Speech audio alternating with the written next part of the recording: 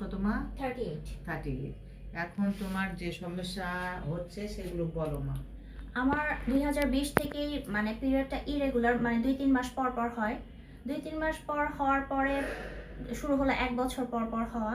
মানে লাস্ট 1 বছর পর্যন্ত একদমই পিরিয়ড আমার হচ্ছে না। তো প্রচুর আমার সাইড ইফেক্টের ভিতর প্রচুর সুয়েটিং হয়, মুড সুইং হয়। আর আমি ফিজিক্যালিও ইন্টারেস্ট ফিলটা একটু কম করি, ভ্যাজাইনাটাও আমার ড্রাই মনে হচ্ছে আমার। ফিজিক্যালি ওইভাবে আমার ইন্টারেস্টটা কম আসছে। দেন আপা আপনার কাছে আসা। আচ্ছা, এখন আমি পরীক্ষা করে দেখলাম যে তোমার যে হরমোন দিয়ে জি ওভারির ফাংশন বোঝা যায় সেটা অনেক কম, জি জি 0.8 ন্যানোগ্রাম।